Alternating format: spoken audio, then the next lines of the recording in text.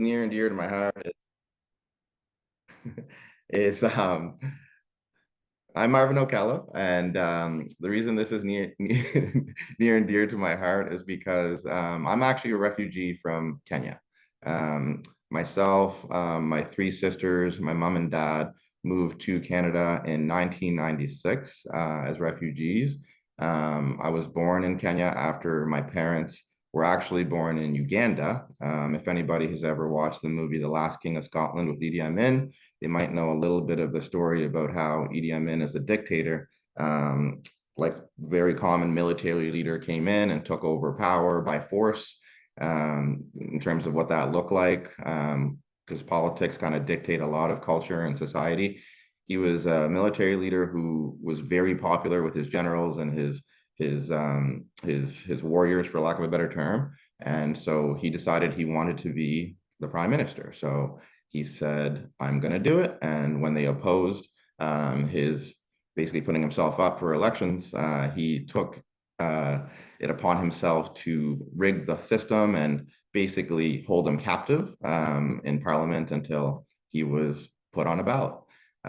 What that ballot looked like, and just to show you how different a lot of the political systems are in different countries, the voting system in Uganda at the time was that there was two physical lines that you would go to at a location, and there was a picture of Idi Amin at the very front of the line, and you would have to go and place your vote on if you wanted to vote for him. And then the opposition also had a line with a picture of them.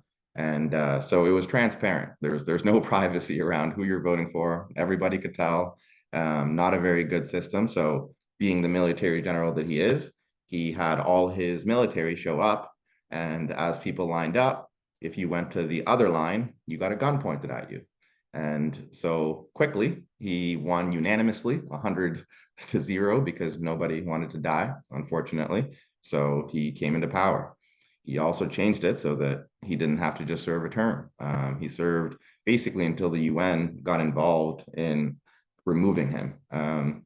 During this time, my dad actually was a government official. He had a government car and was a kind of high level office staff. And when he took over power, the first thing he wanted to do was to kill everybody who worked for the government before him, because he didn't want any of the previous regime to exist and spoil what he was going to do. So my dad was one of these 260 officials who was headhunted. And so he went into hiding for a year on and off. He would disappear for months at a time without being able to tell my mother where he was going, because if he did, then there was a chance they would show up and ask her where he was. And she didn't know what she didn't know because he didn't tell her. So after a year, they fled to Kenya, where my oldest sister, who's, I don't know if you can see my cursor, but that's my older sister, Emma, there. That's my mom there, Florence. That's my sister, Donna, myself in the middle there, and my younger sister, Diana. And just so you know, those names were immediately to protect us from racism, because my parents were very aware that racism existed and thrived in the world. So I am named, actually, even though we sound like a white family, Marvin, Donna, Diana, and Emma. I was named after Marvin Gaye because my parents were big into musicians. My sister Donna was named after Donna Summers, and my younger sister Diana was named after Diana Ross.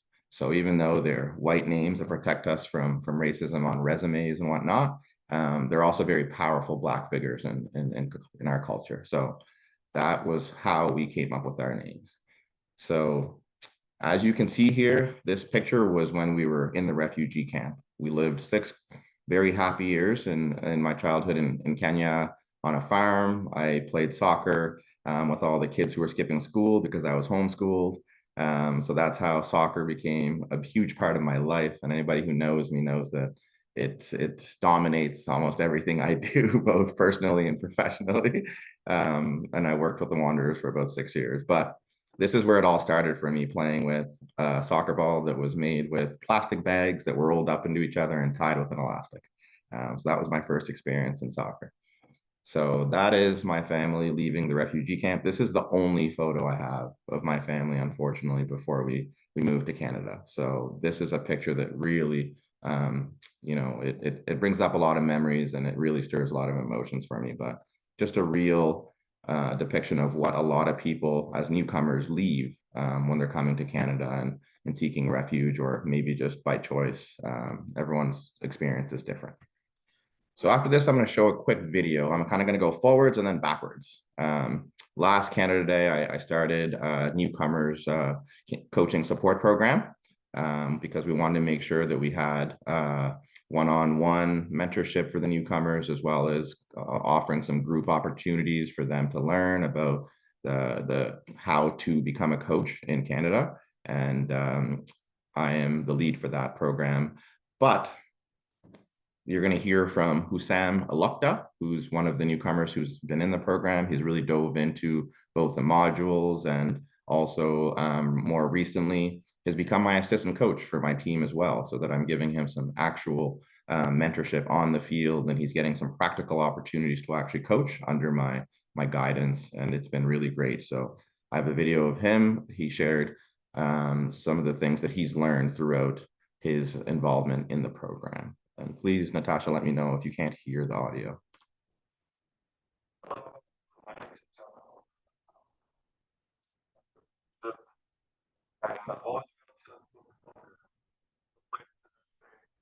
It's choppy on my end. Claude, is it choppy on your end? Yeah, we can't really hear it, Marvin, just because it's like sounds slow. Okay, maybe let me pause to see if I can. Still choppy? Yeah, it's better, but I can't really understand what he's saying. Hold on a second. I'm gonna try one separate thing here. Okay.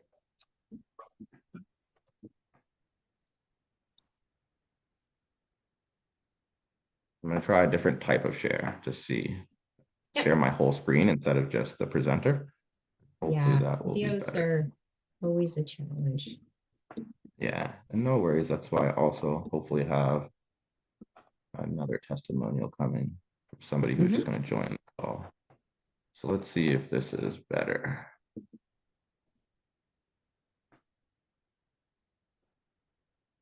Let me know if it's not, and I'll still be able to pivot. Yeah.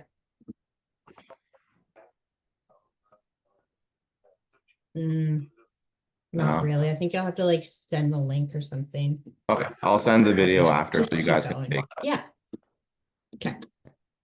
Well, it's the gist of what Hussam talks about is basically he was able to get one-on-one support. The sport, as you hopefully heard at the beginning, was that he's very passionate about soccer.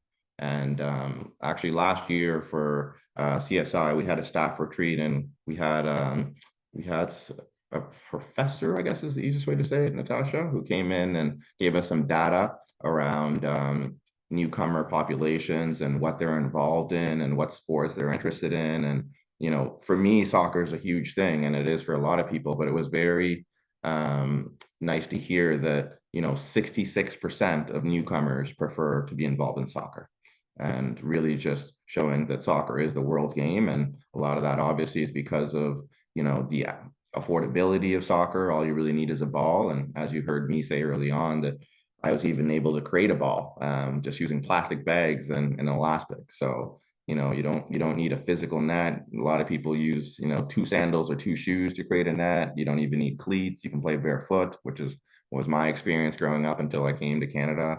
I never wore a pair of cleats until I moved to Canada. So soccer is the world's game, and it was nice just to have that data to really back up what my experience has been in this newcomers program as well. About 70% of the newcomers that are in this program since I launched it, which is 48 newcomers we have in the program, are really interested in soccer specifically. Some have gone soccer and multi-sport, but soccer has dominated really the newcomer population. So just so you know, it's not just because I love soccer that that's why a lot of them are being involved in that, but that's something that they have chosen themselves to be involved in. So I just move this image here because you probably can't see it, but it's in my way. So right off the bat, the most important thing there to consider when engaging new Canadians is that everyone's experience is different. You can meet two people from the exact same country with the same gender, same sex, who have completely different experiences. So it's really important not to make assumptions and be sure to cater each experience that you're offering to the person specifically that you're supporting. Even within groups, make sure that you're allowing individual feedback and opportunities for folks to tell you what type of support they need, because everyone's experience can be very, very different. Again, even within the same family, you can have a brother and sister, even two brothers who just have completely different lived experience based on their own personal traits and personalities and whatnot. So I think it's really important to note that when engaging with newcomers, don't assume that just because you've met somebody who's from that country or is that gender, and that you're going to be able to support the person the same way as the person that you know in your own either personal or professional life. So the first thing that, and there's 8 total points that I'm going to discuss here, is having a warm welcome. You know, before you dive into any sort of education or any supports, it's important to have just a really warm welcome to make them feel like you care about them. You know, that you're somebody who genuinely wants to support their interests, and you're not just supporting a mandate of your work or your program or your sport, and that you're really in it for their best interests. And sometimes while doing this, you're going to realize that as you kind of explain what kind of supports you can offer them, that maybe it's actually not a good fit for them. So before you get too far, you know, really get to know them, have a nice warm welcome. I know we have a cold climate, but East Coasters are known for their warm welcome. So give them that East Coast hospitality to make sure that they know that we're kind people here and that we're in it for their best interests. The second point is to be curious and ask questions, because as humans, we all have our own unconscious biases. I've really dove into my own unconscious biases to make sure that they're not coming up in my work, and I'm not, again, making assumptions about the populations that I'm work with, that they had the same experiences as me, and navigating their experience the best that I can, you know. And because those biases can be very detrimental if you say things or do things that are maybe triggering or traumatic to those folks who are navigating something that they left. And maybe you're repeating some of that behavior or some of those things that really cause trauma and don't make them feel like they actually want to be involved in sport. Because even though we have a safe country here, there's a reason we have safe sport modules and practices, because even within a very safe environment, there can be things that are very detrimental to athletes and coaches as well. So it's very important to be curious, ask questions, lots of them early on while you're getting to know them, and obviously not the typical questions we all know not to ask. Is, you know, I had people asking me, oh, did you live in those little huts that they have that I see on the, you know, World Vision commercials and all that? Don't make those bad assumptions, right? Really be respectful in how you're navigating that. I'm going to use myself as an example a lot, because I think sharing my experience will allow you to understand just how harmful even kids can be. This isn't just adults we're talking about, even kids. I moved to Fredericton. Our family moved to Fredericton initially when we moved to Canada in '96, before we moved to Nova Scotia in 2001.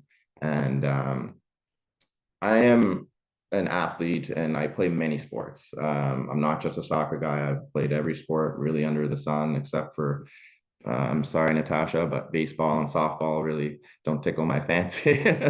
But pretty much every other sport I've involved in some capacity, and you know, it is what it is. But when I first moved to Fredericton, it was 1996. I was put into grade 3, and at the time, grade 3s were playing wall ball. I don't know if anyone's familiar with wall ball. I know it's not really played now by this new generation of kids, but wall ball was the cat's meow at the time. And that's how I made my friends initially, was by playing wall ball, because you know it was pretty quick to understand. Even though I didn't speak English when I moved here, I spoke Swahili and Arabic were my 2 languages, because Swahili is the national language in Kenya, and I actually learned Arabic through a friend that was in the refugee camp, who was a year younger than me, who had moved from Somalia, and I spoke Swahili. He spoke Arabic. Something had to give for us to be able to communicate. So at the ripe age of 6, I learned how to speak Arabic so that we could communicate with each other. Languages have always come easy to me for some reason, and it's really been a blessing in my life. So I was able to learn Arabic, and unfortunately, I lost it when I moved to Canada because I haven't practiced it much. Um, but yeah, long story short, sport has always been a global language that I've understood. And wall ball was that first one. And I made some friends playing wall ball in the first couple of weeks of school. And fast forward 2 weeks into the school year, these kids who I thought were my best friends. One day we were leaving class, and they told me, "Hey Marv, you have to go through the initiation that everybody goes through as a new kid, and you have to go by the entrance of the school, and you have to pull that red button that says pull. Everybody has to do it, and you're no different." So I went and I pulled the red. I read it, and I was like, "Okay, my English is just learning, but it does say the word pull." So I was like, "Okay, fair enough." Pulled it, and as you can probably imagine what happened next, I got ink all over me, and the alarm went off, and I went into a huge panic. And the principal came, the teacher came, "Marvin, what's going on? Why did you pull it?" And I was heartbroken. I was in tears. I was inconsolable, and didn't really understand why these kids had done this to me. Because at that point in my life, I believed that everyone had good intentions. And that was a real harsh lesson in terms of not everybody has good intentions for you, unfortunately. So that's something that to me really stayed with me, even into my adulthood, and being able to support other newcomers and making sure that they're not trusting people too easily. That's some of the discussions that I've had with the newcomer group, to make sure that they're also asking questions. I should have asked more questions when they told me about the pulling the red lever, to avoid the situation that I had. But as an 8-year-old, you're naive, and you want to believe that when somebody's your friend, that they're not going to do something like that to you. So being curious and asking questions is really integral, not just as an adult, but also as a kid. The third point would be to let them lead. Actually, let me stop there real quick. Is there any comments, any questions?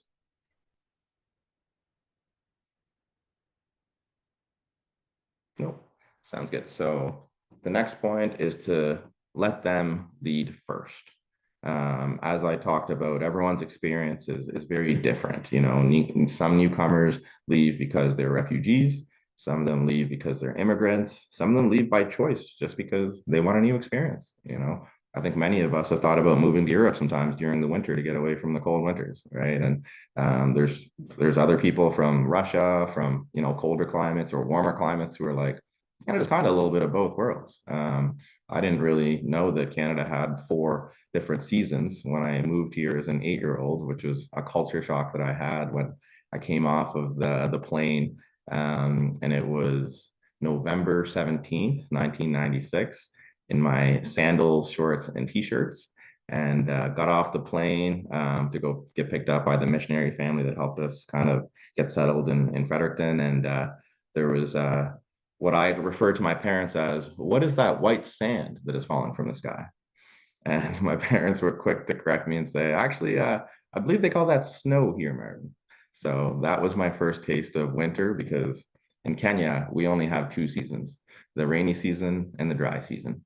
So it's dry for 9 months, and for 3 months, it rains pretty much every single day. If you've ever heard of the monsoons, that's something that does happen in East Africa as well, in Kenya. So it was a shock to my system to find out that there was 4 seasons in this country. And to this day, Natasha hears me say this all the time, that I get seasonal depression like many of us do in the winter, after being in a place that, regardless of the rainy or the dry season, it's 42 degrees every day. I know within reason it's going to be 40 to 44 every single day, so it's always warm. So the winters here have been an absolute nightmare to get used to, but luckily things like snowboarding and skiing and all that have allowed me to navigate that seasonal depression that comes with it. So again, don't assume, based on the country of origin that folks are coming from, it could be Palestine, it could be Ukraine, that just because you hear in the news that there's a lot of people fleeing their country, don't assume that the person you're dealing with, that's their situation. They could have chosen to come here maybe because they have a family member who's here. They could have come under peaceful terms. So again, make sure that you're asking questions to find out what is their reality. Why did you come here? A lot of them actually come because they want to explore sport opportunities. Maybe they weren't allowed to be a coach in their country because they come from maybe a Muslim country where women aren't allowed to participate in sport. That could be their reason for wanting to come here. It could be the fact that they had family here. It could be a number. Maybe they wanted to study and gain an education. And while doing so, they decided, hey, I want to be involved with sport. That's a good way to get connected to the community and be able to have some fun while I'm here. So make sure that you're letting them kind of explain their situation to you. Once you've had that warm welcome and you've made them feel comfortable, and the best way to do that is to share your experience. Obviously, I was born here in this country, in this province, in this city. My family, maybe if 3, 4 generations, came from Europe, came from whatever, so that they understand your lived reality first, which usually makes it easier for them to be like, oh, okay, thanks for sharing. Now I'll tell you a little bit about mine, right? So making sure that you're not just always asking them questions all the time and it's a one-sided narrative, but letting them lead in terms of, okay, why am I here? What do I want to do? What are my limitations? Maybe, we're raising 4 children and my husband is the one that's going to school and doing the work. And I just want to stay active or something, right? Or maybe you're the husband and they are here alone and their family's back home and they're trying to make a living that they can send money back home to their family, right? There's many different scenarios of why newcomers are here. And a lot of them are positive stories as well, that maybe they just reach their ceiling as a coach in their country, and they know that Canada is a very welcoming country and that they're going to be able to have opportunities. They're protected politically. They don't have to fear for their lives on a daily basis, or maybe again it could be the climate that they're like, oh, Canada's got a nice system here with 4 different seasons, so I don't have to choose one climate. So make sure again that you're leading that, letting them lead first. The fourth point is something that we've all heard a lot. This is that it takes a village, right? So we don't have to be the one solving everything for these newcomers. And more often than not, you'll stretch your capacity if you're trying to do it all, right? There's only so many hours in a day, and I can be a victim for this myself, that I'm a workaholic, and even after hours, I'm on the WhatsApp communities that I've created for them to reach out to me, and I'm not having that work to life balance. But to ensure that you're not burning out and not able to support them over a sustainable period, make sure that you're tapping into those partners and those organizations that have the resources to support them in other ways. I've had great success with ISANS, Immigration Services in Nova Scotia, who have a ton of staff who are trained in how to deal with newcomers. They offer things like language services. They offer DI training. They offer cultural training. They offer a number of different services for the newcomers that will be at no cost to them, because that is the whole point of their organization. There's things like YMCA that will allow them opportunities to play for free, to really get involved in their community. When we first moved to Fredericton, and both my parents had to go to university, because a lot of international degrees unfortunately aren't recognized. My parents were full-time students and also working 2 to 3 jobs to make sure that they were able to pay the bills and make sure that we had a comfortable life, because that was the whole point of coming to Canada, was to restart. So the reality was that, as kids coming after school, they didn't know anybody that could babysit us or anything. So our first babysitting program was going to YMCA after school and being able to play sports, and our parents not have to worry about what was happening to us. So make sure you're tapping into those organizations and those community groups that can offer support, and making sure that the newcomers are having a good experience, and that it's not just your programming that you're offering from maybe the one day a week program, whatever it might be. And I see, Natasha, you've unmuted there. Trying to get my thing to Mistake. work. I thought Yeah. there was a question. So yeah, make sure you're tapping into some of those programs and those organizations that will be able to really maximize the supports that the newcomers are coming. One thing that I think is really important is to partner with organizations that are going to do a good job with how they support the newcomers as well. So again, I mentioned that I used to work with the Halifax Wanderers, and I'm still the chair of their diversity committee there. So it's an organization that I knew if I partnered with, they would be able to really support these newcomer coaches specifically in allowing them an opportunity to meet in person at a Wanderers game, which I don't know if you've ever been, but you really feel like you're a part of the community when you go to a Wanderers game. There's so many different people from different countries, ethnicities, genders, whatever. So partnered with them to launch the program actually on New Canadians Night, which is an initiative that I started while I was in that role. And they all got tickets to go watch a game because, again, soccer is the world's game, and 70% of them want to be in that sport and coach that sport. So they got tickets, they got a chance to actually sit down with each other and talk about their different experiences, why they came to Canada, and really be able to feel like, okay, we chose a place that is good and is safe, and it celebrates the different diversities and the different people that really make Canada the beautiful country that it is.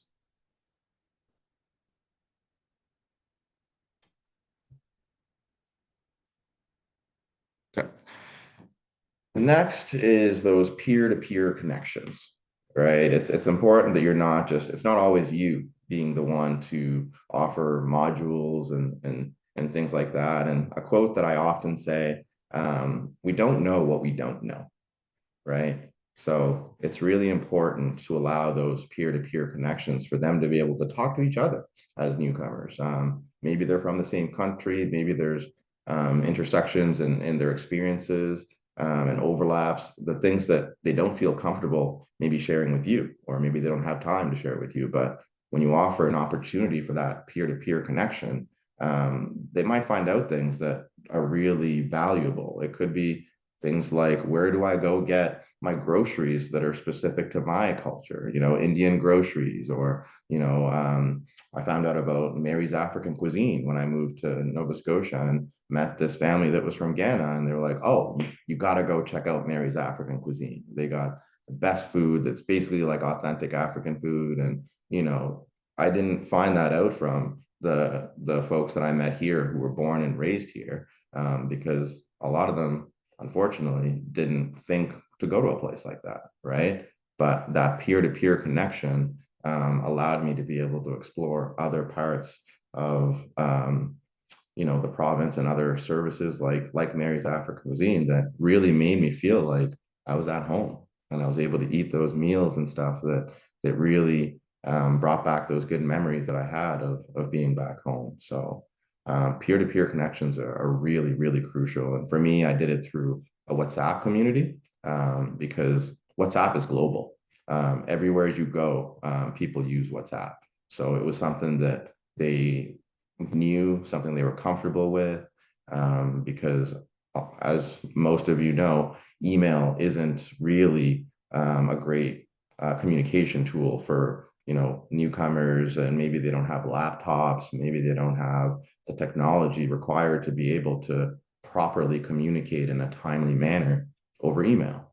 So being able to be on WhatsApp and quickly at their fingertips, either when they're on Wi-Fi, maybe they don't have data yet, they haven't been able to afford a proper phone plan, but they can go to a McDonald's and quickly access their WhatsApp and be able to communicate with me and say, hey, Marvin, here's what I need. And also to each other, be able to talk about those other things that are important when you're settling into a new country. Again, I'll take a brief pause to see if there's any questions or comments around that.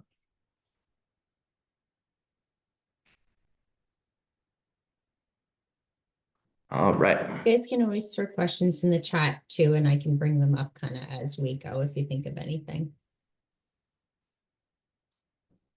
Thank you, Natasha.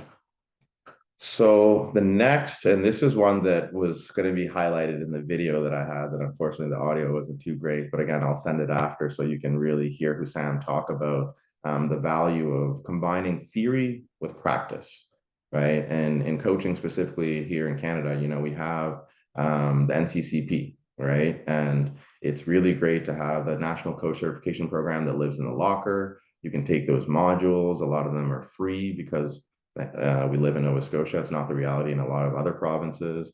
And those modules are really great. And, even the certain pathways for the sport are in there. But what I'll tell you is that, if you just send somebody to that website who's new to here, they often have more questions than they do answers once they land in that website, because it can be overwhelming, all the information there, and there's just such a vast majority of modules they don't even know, where do I start. And that's again something that Hussam started. He's like, I initially sent him the link. He joined a little bit later in the newcomers program, and he went on WhatsApp, and I have kind of a channel that's all the PD opportunities that we have, including things like this Zoom session, and I plug them in there. If it's Concussion Awareness Month, I plug in the links for the concussion modules and really try to do it in a timely manner. But usually when they get into the locker, they're like, "Oh my gosh, Marvin, this is overwhelming. what do I do first? Where do I go?" So being able to combine the theory of, okay, here's what you're supposed to do, but I'll help you make it a little bit easier so you understand, where do I start first? What do I take first? And what's the value in taking these things, right? And Hussam, as I mentioned, is my assistant coach now. After he completed his necessary modules and did those things that are required under the Soccer Nova Scotia umbrella to become a coach here in Nova Scotia, I gave him an opportunity to actually put it into practice. And he's been a great support. He knows the game. And again, a lot of immigrants, refugees who come here, they don't not know the sport. The sports are global, and the X's and O's are something that people know in every country. So don't assume that people don't know those things, because more often, sometimes in certain sports, they actually know more than what we know here in Canada. Soccer will probably be one of them. Egypt, where Hussam comes from, soccer is like hockey here. Everyone from a young age plays it. Everyone has a soccer ball. Everyone, that's where the community gathers. They watch the World Cup together. They watch the Premier League. So he knew about the X's and O's, but he just didn't understand, how does it work here? How do I become a coach here? In his country, girls for the most part aren't allowed to play, and he's got a daughter, and part of why they came here is so that if he had children, both his sons or daughters would be able to play in the sport that he enjoyed as a kid growing up, and still plays to this day in a Halifax Sport and Social League. So him being able to actually learn from me, come see how I structure a practice, and actually I've given him I was away this past weekend for the diversity and sports conference in Toronto, and our first league game for the team that I coach was scheduled on the Sunday, and I got a lot of FOMO being away. But after allowing Hussam to run a few practices with me being there to support, and if things kind of went astray, I could kind of restructure the practice or kind of give him some coaching points. He got to actually coach the first game of the season this Sunday without me there, and he was nervous, but he did a really great job. And we played a really tough opponent who's probably going to be in the top three of the league, and they narrowly lost in last minute 4-3. But I called a lot of the guys after to see how it went, and they were all thrilled with how he approached the game. He really got them involved in a halftime talk to be able to say, "Hey, how do you guys think it's going?" And he got to put that theory into practice is the long gist of it. So making sure that there's opportunities, not just for people to have the modules and learn the theory of things, but an actual chance to try and fail and be able to learn through those failures. Next is better practices. We always hear the term best practices, but much like in EDIA, we hear about safe spaces, but that's almost impossible to accomplish. We talk about safer spaces. So when dealing with newcomers, it's not always about best practices, but it's about better practices. So again, understanding that sometimes they already know how the sport works. They already know the rules of the game. They know again some of the X's and O's of the sport, but coaching isn't just X's and O's. Anybody who's worked in sport for a long time will tell you coaching is about the people. It's about mentorship. It's about understanding the team. It's about understanding the personalities. It's about creating leaders on the team, captains who, you can't always be out on the field. I'm in the lucky position that I'm a player coach, so I literally am on the field with them, but that's not the reality of most coaches. So being able to inspire leaders and allow them to really be the ones to galvanize their team, to give them the tools to work through situations and games, and be able to really thrive, is really, really important, right? And so better practices is really just capturing the fact that, you know, a lot of the newcomers know what they're doing to a certain extent, but they just need you to apply what they already know and add some context in terms of, here we have safe sport modules, here we have certain rules about how we engage with the referees. Here's how you register.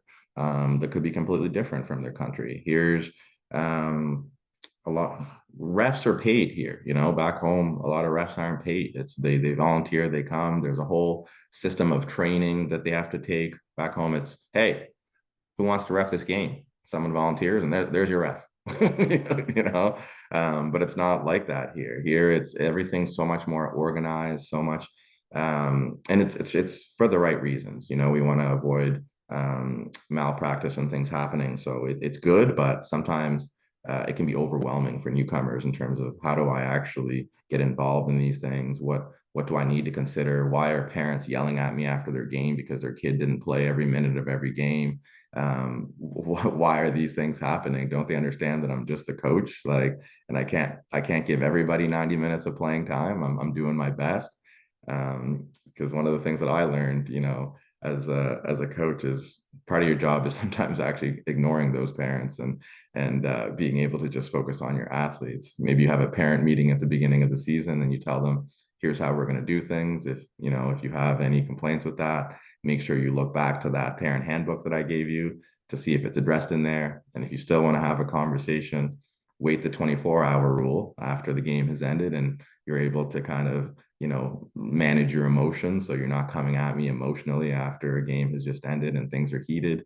And then if you do have a point, sure, I'll have a conversation with you. So making sure that is communicated to them and they understand that things are quite different, depending on what sport you're involved in and how it was in your country. So making sure to have those opportunities is really important, obviously.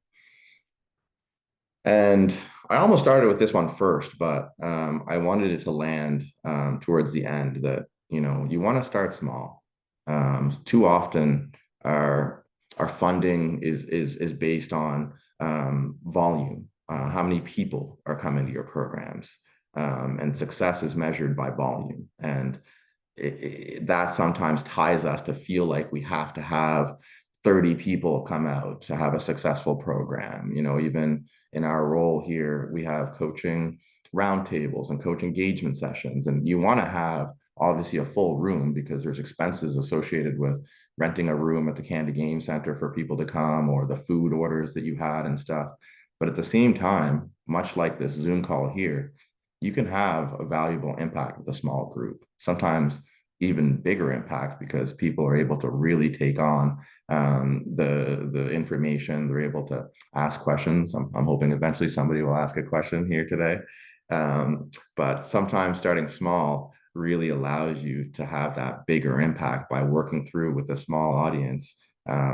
What are some better practices that might lead to some best practices, but starting small can really allow you to cater that experience to individuals, figure out what went right, what went wrong, and be able to then expand on your programming. So maybe you don't need to apply for that grant until you've had a small pilot group. Maybe you just go and you buy some equipment and you invite some folks that to come and try something out, figure out those better practices and those best practices, and then you apply for that grant and that funding to be able to expand it to a larger audience.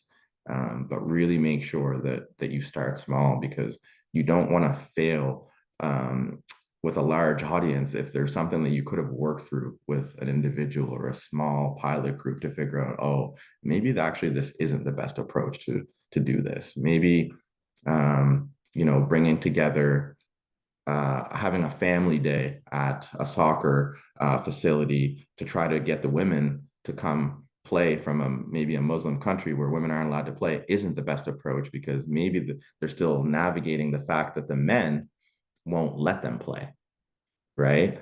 But if you maybe talk to the wife first, the female, and just have a one-on-one conversation with her, she can tell you that, listen, like, we're gonna have to work around my husband. In my culture, we're not allowed to play, and like, we might have left our country, but my husband still thinks that way. So I'm gonna need creative ways for you to get me involved. And this is where, again, going back to having the community partners like ISANS and YMCA, where some of those programs understand those nuances of the different cultures, can help you really make sure that you're able to get the audience that you want at your sessions and support them in a way that won't be detrimental to their home life.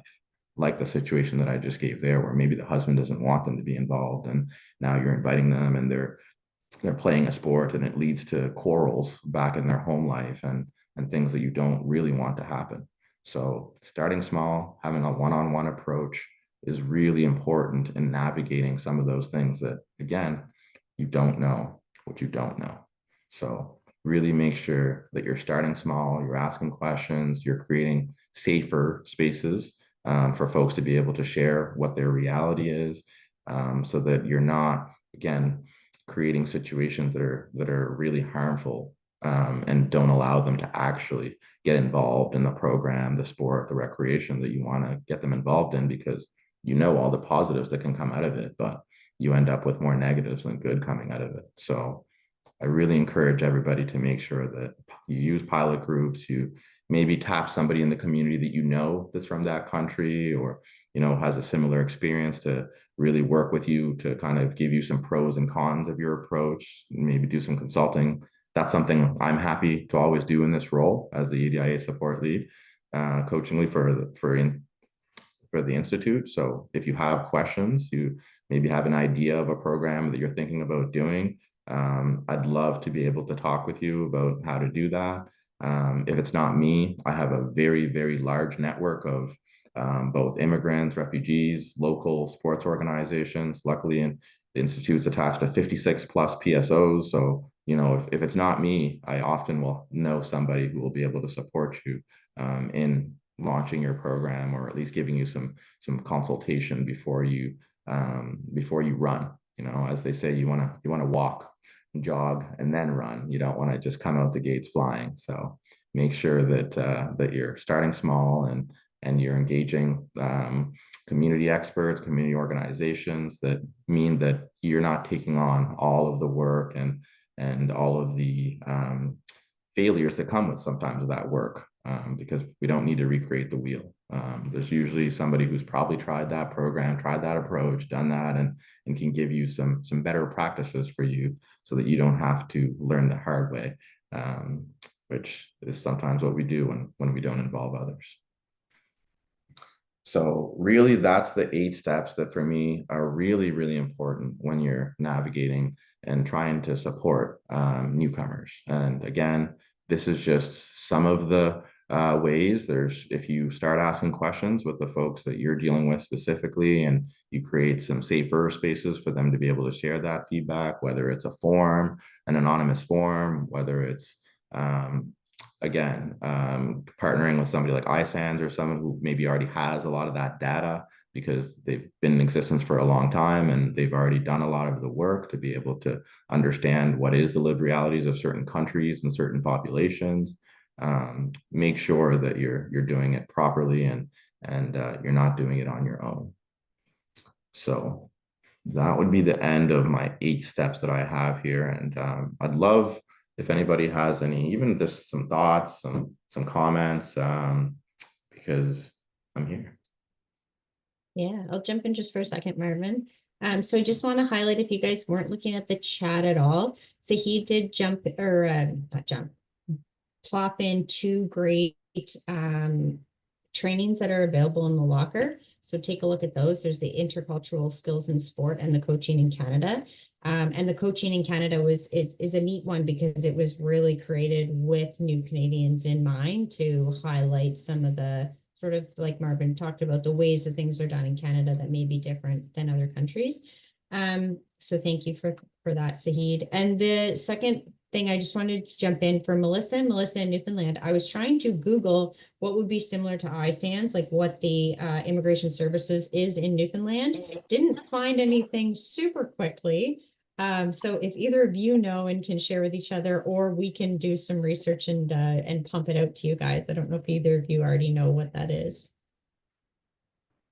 Yeah, I don't know off the top of my head, but I actually do have a meeting with Sport Newfoundland next week. So I can definitely get them to kind of look and share some information that they have as well.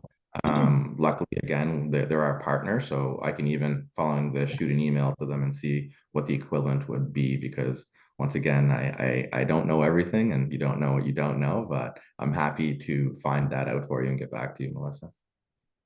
And thank you, Melissa. So Association for New Canadians. Yeah, I struggled to find like a direct equivalent. And the government website sent me to some broken links. So we'll definitely have to do a little more. I was like, oh, this is not working well. So we'll get some more information on that. Thanks, Melissa. I do see Sahid has his hand up there as well. Sahid, feel free to unmute yourself and jump in there. Yeah, awesome. Thanks for this presentation, Marvin. I have more of a comment more than a question for you, and it's just more of a kudos to you for sharing this, and then most importantly, just sharing that picture and your story at the beginning of the session. I think it's really cool to have folks that have the ability to do some storytelling. Extremely powerful. So, just wanted to say kudos for you for, I know it kind of taps into some emotional stuff there, but just wanted to say thank you and great presentation.